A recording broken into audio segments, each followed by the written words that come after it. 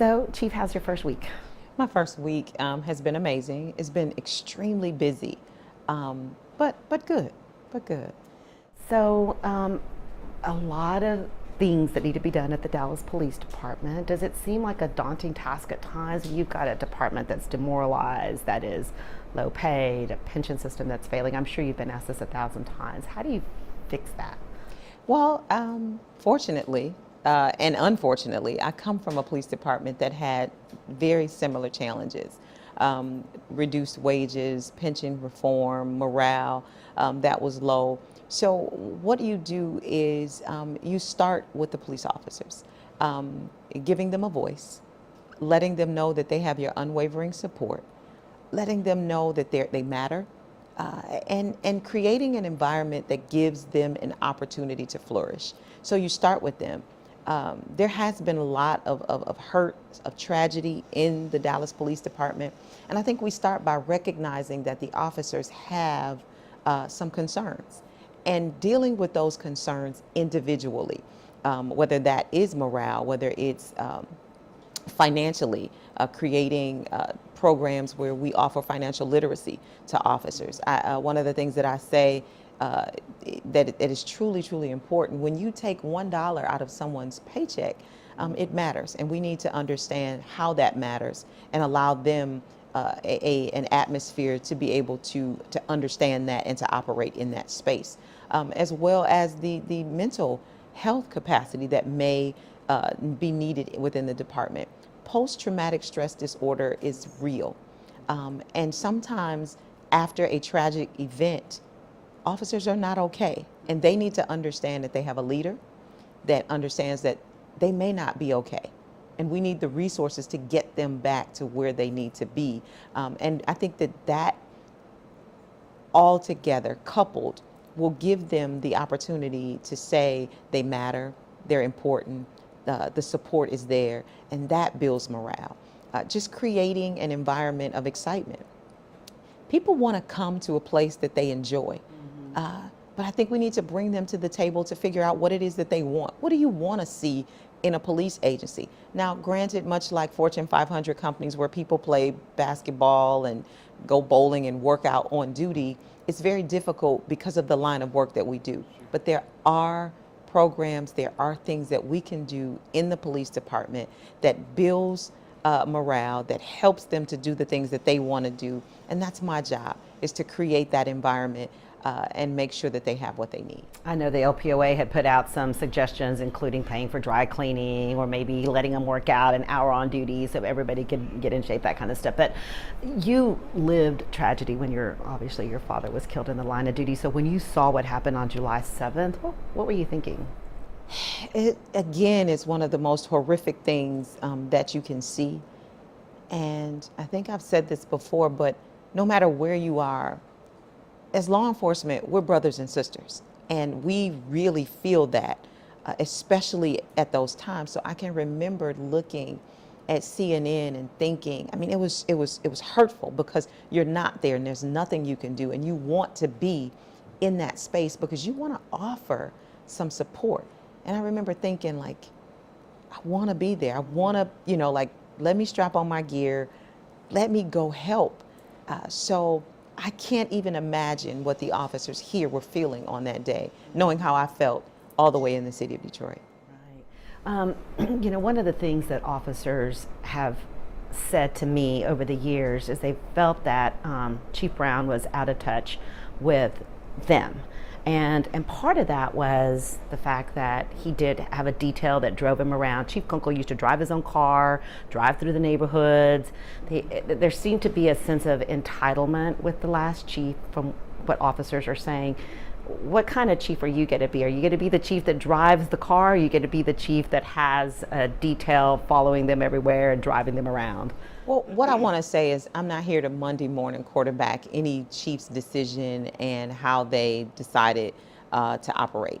I think circumstances dictate what you need as a police chief, demanding schedules. We as chiefs have so many places to be. If you look at my schedule, I have 100 places to be in about 5 minutes to get there. So I think you decide what's what's the best way, what's the most effective and efficient way to do that. Do I drive myself? I do.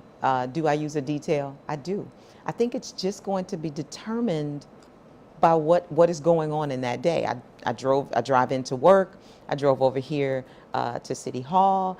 I'll probably drive to my next meeting. But if it's an event that requires me to get out, find a parking space, but I need to speak and I need to be on stage, then I make a decision that, hey, maybe I need a detail to drop me off, get my car situated, put it where I can get it when I leave out. So it's going to be dictated by what's going on.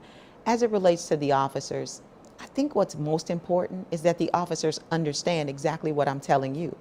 I think they need to hear from me, and they will. These officers can tell you now. I've been to substations before I even started. I started on the 5th, but I was at substations probably the week of the 5th of August.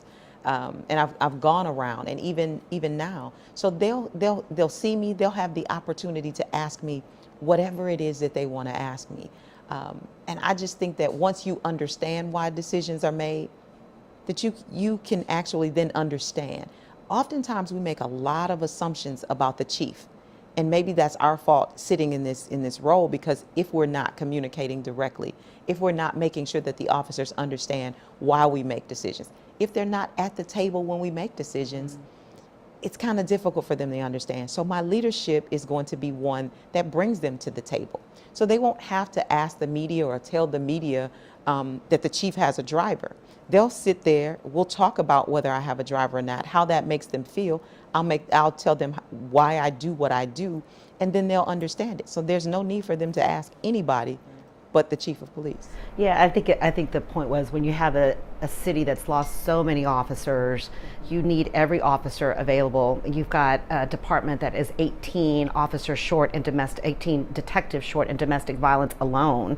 You don't have enough homicide detectives. You barely have enough patrol officers. Your response times are up. To then have a chief that had a 5-person detail and intelligence driving them around seems like a waste of manpower. So that's the message I think that was being conveyed to the officers. Well, you guys get out there and do what you can with with the little resources we have, but we're going to take 5 officers into a detail. So I think that's the message that they were getting. But I think that what you said was very important, and is that is the assumption, because we assume we're 18 officers down in our detective bureau, because what hasn't been done is an analysis. I come from a department that the city of Detroit operates with the lowest manpower that it has since the 1920s.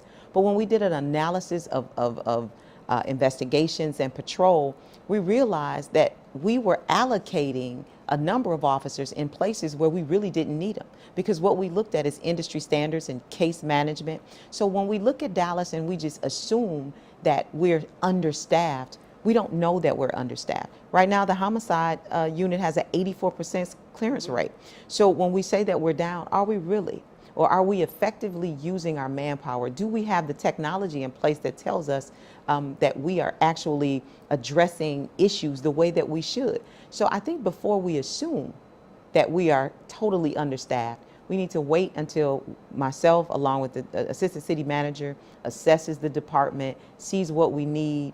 But as I said before, the officers will sit with us, and they will be there every step of the way. So they'll understand when we make these decisions, there will be no need for assumptions. So we won't have that issue here under this leadership. My goal is that they'll understand what we're doing, why we're doing it, and we'll make the decision that if they feel that there's something else that we need to do, that what they feel will be taken into consideration, and then we'll make the necessary adjustments. I think that's a great idea. They had an efficiency study done right prior to Chief Kunkel coming in, because the department was a mess back then. Chief Kunkel took some of the efficiency study and did make those changes, and they're right. They were saying there's too many officers here, there's too many officers here. There hasn't been an efficiency study really done on this department since then. So is that you're going to be pushing for that? I know they're going to be looking at patrol. They're spending some money to do that, but you're going to take a wide look at the sort of an entire efficiency. department. That's a great idea. That's awesome. Yeah, the entire police department. Yeah. So real quickly, because I know we're running out of time, I just want to talk to you a little bit, because one of the things that struck me when I saw you doing the interview was your component of faith and how you make your decisions based on faith. And I think a lot of people, that resonates with a lot of people at a time when we have so much divisiveness among the races and between police and the community. So how do you bring your faith into your job and bridge this feeling of angst that we have? Well, I do want you to know that my faith is for me. It's not something that I push upon the officers or the community, but it's how I operate in my space. And I think that being a woman of faith allows me to operate in a space that people can understand. Everybody wants to be around someone who's pleasant, someone who's transparent, someone who deals with the issues head on. My faith allows me to do that. And I do just believe that when you see light, it just overshadows darkness, truly. So wherever there's darkness in the city, in the agency, that the light that is within me will just overshadow that. And people want to be around things that are positive and people that are positive. So if I can continue to maintain that level of energy and project that light, I am certain that this city, that this police department, the community as a whole will be affected, because I think it's infectious. I really do. So that's why I maintain my level of faith.